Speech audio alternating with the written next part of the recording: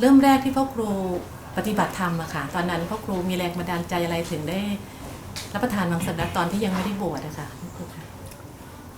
มันเป็นเรื่องของสัจธรรมเป็นเรื่องของปฏิภาณปัญญาของอาตมาเองอาตมาก็เมื่อศึกษาธรรมะปฏิบัติธรรมขึ้นมาก็ความรู้เดิมความรู้ลึกซึ้งแต่เดิมที่มีมามันก็ขึ้นมาให้เราสำนึกให้เขารู้นี่เราไปกินเนื้อสัตว์มาตั้งนานตั้ง30 กว่าปีไม่ถูกนี่เราก็ควรจะต้องเลิกนะอาตมาปฏิบัติธรรมก่อนจะมาบวชก็เลิกกินเนื้อสัตว์มาก่อนจะมาบวชก็เลย50 ปีแล้วมาบวชนี่48 17 18 ปีปฏิบัติธรรมมาก่อน 2-3 ปีแล้วก็เกิน50 กว่าปีแล้วล่ะกินมังสวิรัติเพราะปฏิภาณปัญญา1 2เพราะความเป็นสิ่งเดิมของเรา3ก็มีเหตุปัจจัยอื่นๆแวดล้อมที่บอกอันนี้มันสะดุดใจทำไมเขามังสวิรัติคืออะไรทำไมกินมังสวิรัติอะไรพวกนี้หรือเจอะไรของเขาพวกนี้มันก็เป็นจุดกระตุ้นให้เราความรู้หรือความฉลาดของเราความเข้าใจของเรามันเกิดวิเคราะห์วิจัยขึ้นมาเมื่อวิเคราะห์วิจัยขึ้นมาแล้วก็เห็นดีเห็นควรเราไปกินเนื้อสัตว์อยู่ทำไมพืชผักพืชพันธุ์ธัญญาหารเมื่อศึกษาเมื่อประพฤติแล้วมันก็ยังเห็นจริงว่าคนที่มันสัตว์กินพืชอาตมาก็พยายามศึกเด็ดจะเป็นตัวเรารู้ว่ามันก็คนมีสัตว์เป็นสัตว์ที่มีเล็บเป็นกีบเล็บเนลฟันเป็นกรามไม่ใช่ฟันเขี้ยวฟันครอแต่นี่เป็นโมล่าอะไรเงี้ยหลายๆอย่างแม้แต่ลำไส้แม้แต่สรีระแม้แต่อะไรต่างๆนานาไปจนกระทั่งถึงน้ำย่อยมีถึงอะไรเมื่อศึกษาเข้าไปแล้วก็คนมันเป็นสัตว์ที่กินพืชไม่ใช่สัตว์กินเนื้อเลยมันก็ยิ่งชัดอย่างนี้เป็นต้นแล้วเราก็ยิ่งมาประพฤติปฏิบัติเดิมไม่กินเนื้อสัตว์มาก็ยิ่งเห็นผลว่ามันถูกแล้วทั้งภาคของที่เป็นภาคทางวัตถุทางรูปธรรมข้างนอก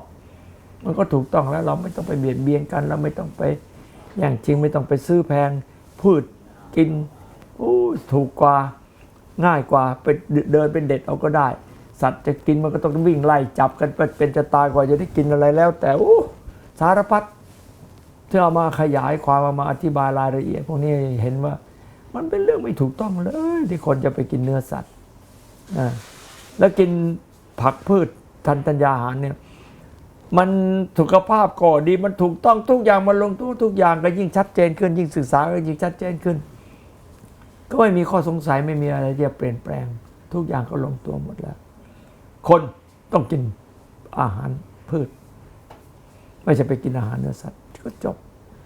ทุกวันนี้เนี่ยใครจะเถียงยังไงแย้งยังไงก็ไม่มีขึ้นแล้วอาตมาชัดเจนหมดทุกอย่างเลยข้อมูลใหม่ไม่มีคนที่จะอ้างข้อมูลอะไรต่ออะไรมาอ้างยิ่งว่าเนื้อสัตว์ดีกว่าพืชเนี่ยอาตมาว่าอาตมาแย้งได้ทุกเนื้อสัตว์ที่เขาจะแย้งมาค่ะพ่อครูคะเมื่อพ่อครูมีหมู่กลุ่มของชาวอโศกมาสร้างหมู่กลุ่มตรงนี้ค่ะแล้วสามารถที่จะนำพาชาวอโศกรับประทานมังสวิรัติแล้วก็บุกเบิกบุญยวุฒิหมายเลข 1ตรงนี้ทำไมพ่อครูถึงตั้งเป็นบุญยวุฒิหมายเลข 1คะก็อาตมาเอาอันนี้เป็นตัวนำตอนแรกในการเผยแพร่สัจธรรมและมันก็เป็นศีลข้อหนึ่งของพระพุทธเจ้าเป็นหลักแรกของในความเป็นชีวิตของความเป็นสังคมความเป็นสังคมถ้าคนเราคำนึงถึงความเป็นสัตว์โลกหรือแม้แต่มนุษย์ก็คือสัตว์โลกแล้วก็อย่าเบียดเบียนกันสัตว์แน่นอนก็ไม่ฆ่าเขามนุษย์เราก็ควรไม่ควรฆ่ากันไม่ควรไปทำร้ายกันไม่ควรไปรุนแรงแก่กันและกันควรช่วยเหลือกันมันก็จะขึ้นเป็นลำดับเปล่ามันจะเป็นสเต็ปของความรู้สเต็ปของการประพฤติในชีวิตมนุษย์มันก็จริงมันก็เป็นอย่างนี้แหละอาตมาก็ว่ามันเป็นเรื่องแรกเลยนะเรื่องศึกษาเรื่องสัตว์และก็ประพฤติกับความเป็นสัตว์มันก็จะเกิดความฉลาด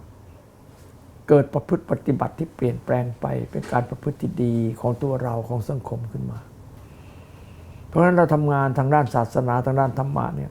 และเป็นการทำให้เกิดการเปลี่ยนแปลงของชีวิตมนุษย์ และสังคมขึ้นมาเรื่อยๆที่เป็นผลต่อเนื่องไปทั้งโลกเลย ค่ะเพราะครูคะบางคนเนี่ยค่ะพอเป็นมรรคบางสวิรัติแล้วได้บางคนนะคะแล้วก็ต้องถอยกลับไปกินเนื้อสัตว์ตรงนี้เป็น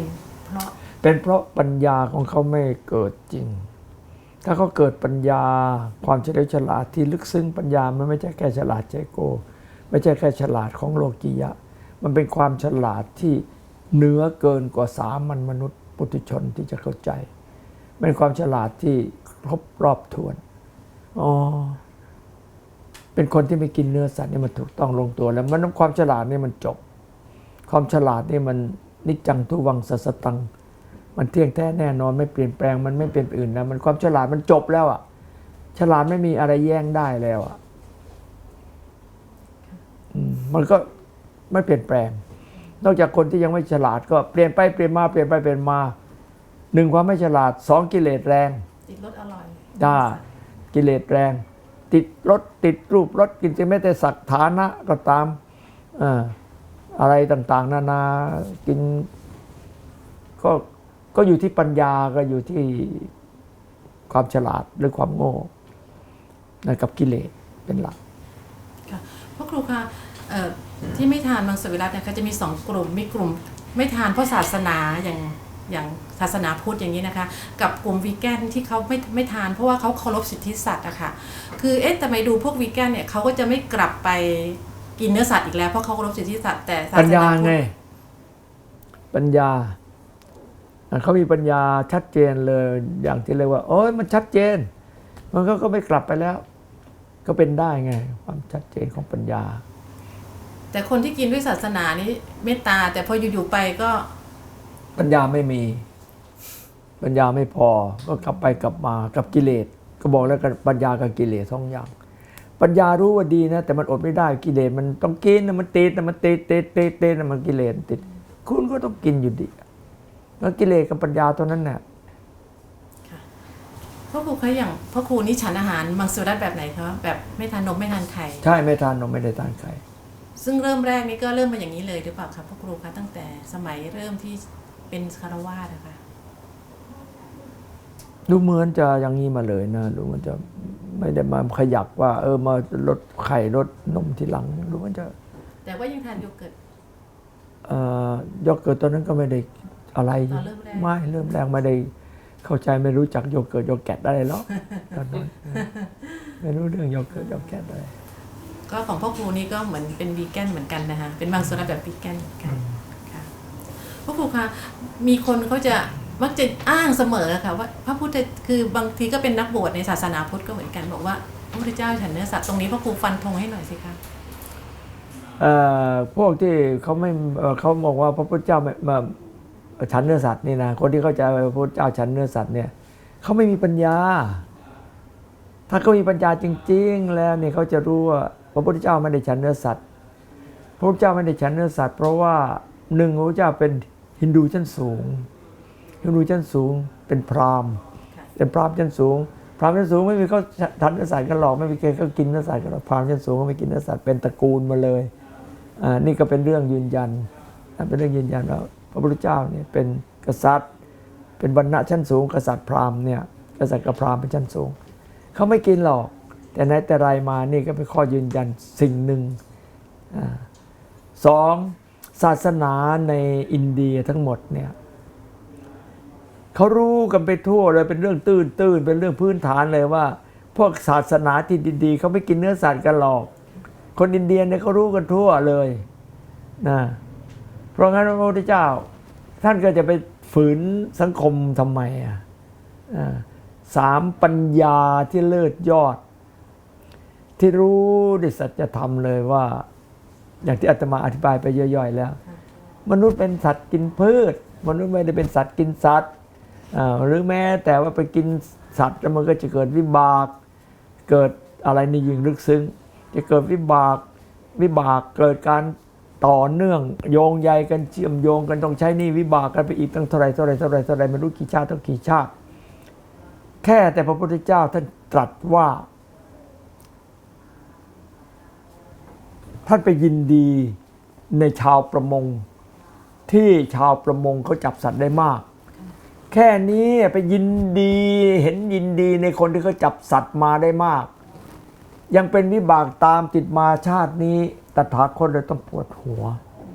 คุณคิดดูสิว่าวิบากเนี่ยมันนัวนังมันละเอียดละออมันตามติดมาเท่าไหร่อะพระพุทธเจ้าท่านมีประสิทธิ์มีความรู้ความตรัสรู้ถึงขนาดนี้อะเพราะเรื่องวิบากยังเป็นเรื่องที่โอ้โหลึกซึ้งมหาศาลต่อโยงกันเป็นเวรเป็นกรรมผูกหนี้เวรหนี้กรรมกันอยู่เนี่ยนับชาติไม่ถ้วนแล้วเรื่องอะไรจะไปต่อวิบากไอ้ที่เราไม่รู้เราก็ทำมาแล้วจนกระทั่งมันตามไล่วิบากเรามาอยู่เดี๋ยวนี้เราก็ตามใช้หนี้วิบากนี่ก็จะไม่หมดอยู่แล้วแล้วจะไปเพิ่มมาทำไมอีกล่ะวิบากนี่ก็เป็นข้อตัดสินที่ชัดๆเจนๆง่ายๆไม่เห็นยากอะไรตรงไหนเลยว่าเราจะต้องไปเพิ่มวิบากมาทำไมวิบากเก่ามันก็จะตามเล่นงานเราอยู่ตรงทุกวันนี้เนี่ย พ่อครูครับจากที่พ่อครูฉันมังสวิรัติมาจนถึงวันนี้สุขภาพพ่อครูเป็นไงบ้างคะ โอ้ก็แข็งแรงดีอะสุขภาพอาตมาอายุ85แล้ว84 85ย่างอยู่ขณะเนี้ยโอ้อาตมาว่าอาตมาไม่ได้เสแสร้งได้คุณเสแสร้งให้มันแข็งแรงให้มันกระปรี้กระเปร่าให้มันสดชื่นแอคทีฟอะไรต่างๆนานาอยู่งี้สิคุณเสแสร้งได้ผมก็ทำสิเราได้อย่างนี้อยู่แล้วนะไปแคร์อะไรแล้วจะไปมีปัญหาอะไรมันก็เป็นการยืนยันความจริงของเราอยู่แล้วว่าพวกนี้เป็นเหตุปัจจัยเราไม่กินเนื้อสัตว์ก็เป็นเหตุปัจจัยหนึ่งส่วนจะอีกกี่อก็แล้วแต่มันก็เป็นเหตุปัจจัยต่างๆก็เราก็เข้าใจมันก็ทำให้เราเป็นอย่างนี้ได้ ค่ะพ่อครูครับที่บอกว่าอาหารเป็นหนึ่งในโลกนี่ก็คืออาหารมังสวิรัติ อาหารอันนั้นเจาะลึกลงไปแล้วว่ามังสวิรัติอาหารคือสิ่งที่ต้องกินเข้าไปแล้วก็ยังชีพอยู่ได้ก็มันก็เป็นหนึ่งที่คุณไม่กินอาหารคุณก็ตายเท่านั้นเองไงถ้าจะว่าจริงๆเป็นหนึ่งกว่านั้นก็คือหายใจเป็นหนึ่งในโลกกว่าอาหารนะคุณไม่หายใจไม่กี่นาทีคุณก็ตายแล้วแต่กินอาหารเนี่ยมันก็ไม่กินอาหารคุณก็ตายเหมือนกันนะเพราะฉะนั้นจะเอาให้หนักก็ต้องหายใจเป็นหนึ่งในโลกถ้าไม่หายใจเข้าไม่หายใจออกตายก็ได้แต่อาหารเป็นหนึ่งในโลกเอาเราหายใจในคนไม่ต้องไปพูดเลยแต่ต้องพูดเพราะว่าคนไม่เข้าใจว่าอาหารเป็นหนึ่งในโลกก็มันชีวิตคนนะไม่กินอาหารได้ไงแต่ก็ต้องเป็นอาหารที่ดี ใช่นั่นเป็นความฉลาดเป็นความรู้ของมนุษยชาติที่ฉลาดมันต้องเป็นอาหารที่ดีเป็นอาหารที่เป็นประโยชน์อาหารที่ไม่มีพิษไม่มีภัยนะไม่เป็นโทษเป็นแต่คุณเป็นแต่สิ่งที่เป็นคุณเป็นค่า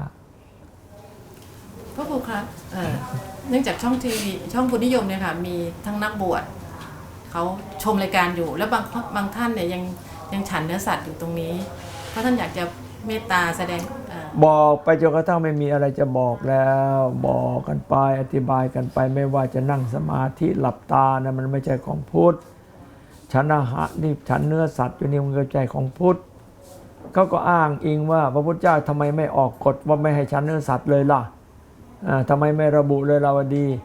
ก็ยุคนั้นน่ะมันคนเขาเข้าใจกันหมดแล้วทวนตัวจะไปตั้งกฎมาทำไมคนเขาเข้าใจส่วนรวมก็ไปหมดแล้วนะประเด็นที่สำคัญที่สุดนี่นะที่อาตมายกขึ้นมานี่ถ้าเข้าใจอันนี้แล้วชัดเจนประเด็นที่ว่าพระพุทธเจ้าท่านไม่ฉันเนื้อสัตว์นี่คือพระพุทธเจ้ามีคนพวกศาสนาต่างศาสนาของศาสนาพุทธเพื่อจะดิสเครดิตของพระพุทธเจ้าไปตะโกนโวกเวกว่าเจ้าข้าเอ้ยพระพุทธเจ้าฉันเนื้อสัตว์แล้วทั้งที่รู้ว่าฉันเนื้อสัตว์แล้วรู้ว่าน่ะเป็นเนื้อสัตว์ก็ฉันเนื้อสัตว์พระพุทธเจ้าเจ้าข้าพระพุทธเจ้าจะฉันเนื้อสัตว์แล้วแสดงว่าพระพุทธเจ้าไม่ฉันเนื้อสัตว์ใช่ไหมเล่าพวกนี้ต้องไปตะโกนให้พวกชาวบ้านชาวช่องเขาฟังแล้วบอกว่าถ้าเขาไปรู้ว่าพระพุทธเจ้าฉันเนื้อสัตว์นี่เขาจะไม่เคารพแหละ